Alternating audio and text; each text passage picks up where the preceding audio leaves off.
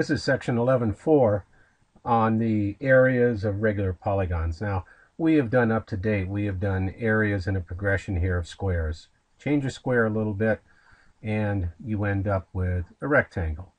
Change a rectangle a little bit and you end up, change a square a little bit and you can end up with a rectangle.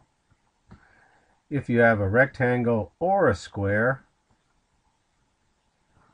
and you divide it in half corner to corner, then you have two nice triangles, and we can find the areas of those. The next variation on that, of course, was we said parallelograms. And of course we can draw nice altitudes. We know that the area of a parallelogram is a function of these bases and its altitude. And then we said, of course, we could have trapezoids. The next variation is a regular polygon. An irregular polygon, and of course polygon means many sides. A regular polygon has all equal sides, which makes, by the way, a square a regular polygon, and also an equilateral triangle is a regular polygon. And then you go and just add sides. Square for a pentagon, hexagon, septagon, which is 7. I'll skip to a stop sign, which is a heck of a lot easier to draw than a 7-sided, and we're far more familiar with that, and so forth. These are all regular because all the sides are equal, and of course, if you think about it, then that means all of the interior angles are equal in a regular polygon, regardless of regardless of how many sides. That does not mean that they're all the same, of course, between these, but within a hexagon or an octagon. And if you remember, the measure of one side of one angle of a polygon is n minus 2 times 180 all over n. And that will give you the measure of one angle, one single angle of a polygon. So if we wanted to inscribe in a circle a regular polygon, and when you get to Grace, you'll be talking about a unit circle. To inscribe, of course, it means that all points are exactly on the circle here. And the key thing to remember here is if we connect the center to any one of these points, those are radii. If we wanted to find the area of this regular polygon, we could make a series of triangles, and don't panic, then we could find the area of each one of these triangles, and we could then add them all up or multiply by however many to find the total area. But if you look on page 441, you will find the proof of this perimeter, or this area calculation, and the area of a regular polygon is a function of all the triangles, and it's 1/2 a times p, where p is equal to the perimeter of the triangle, which it takes into account all the way around, of the polygon. And it's a function also of another measurement, a, which is the apothem, which is kind of a funny word. Sometimes it's pronounced both ways, apothem or apothem. So again, speaking in algebra speak, the area of a regular polygon is a function of the apothem and the perimeter divided by 2. So what is the apothem? So if we have our unit circle, as Grace would talk about here, if I can get my drawing device here to work here. Here's a nice circle. The idea is to inscribe within this circle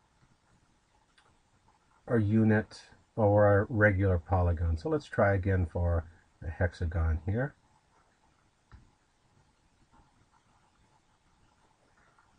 And that's of course supposed to be on the circle.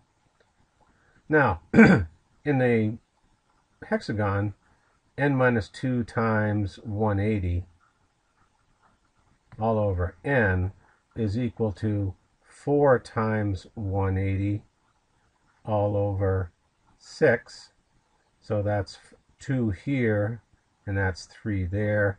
That's 360 over 3, which is equal to 120.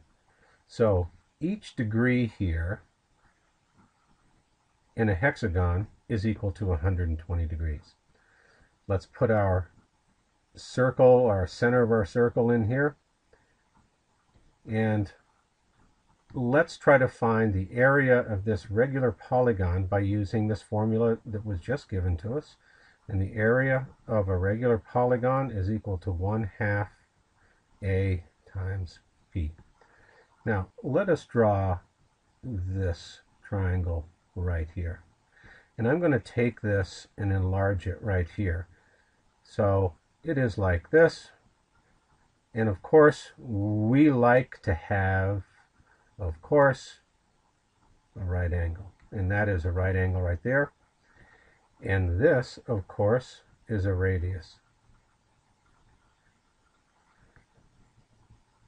This distance here from the center of a circle, perpendicular to any one of these sides, is the apothem.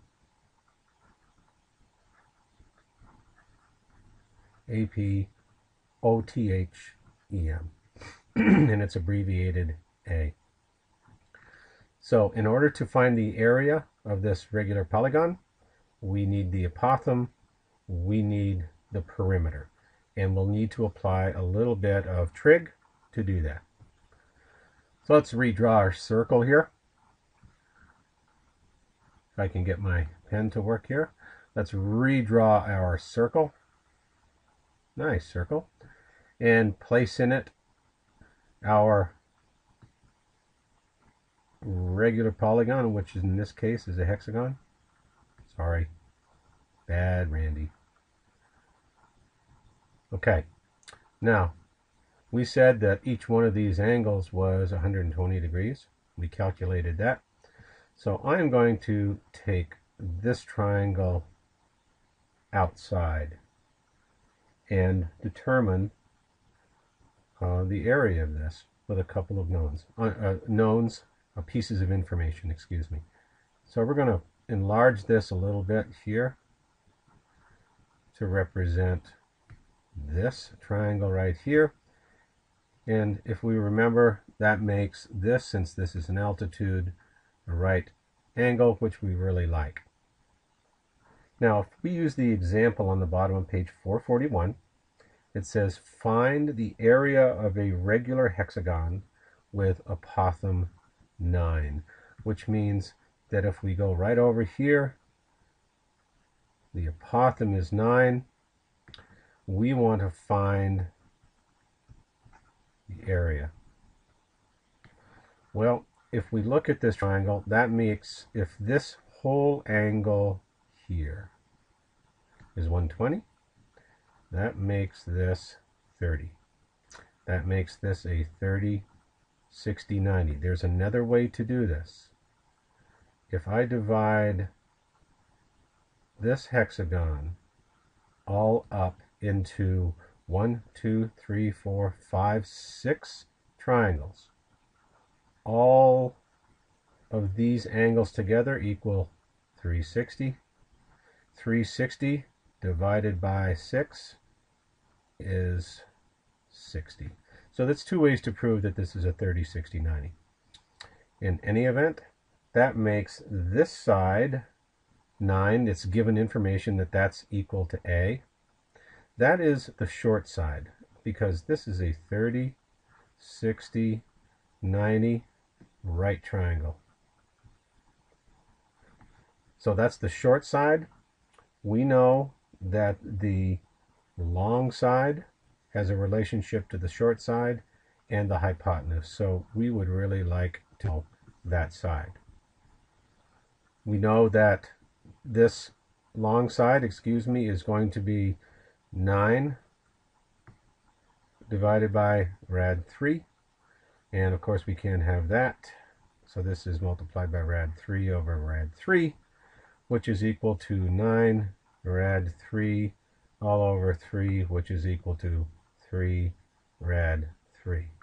So this length is 3 rad 3. That is 1/2 of this side. That makes this base here 6 rad 3. And that makes the perimeter equal to 6 times that, or 36 rad 3. And the area, therefore, is equal to 1/2 9 times 36 rad 3. That equals an area of 162 rad 3. That's the area of this particular hexagon.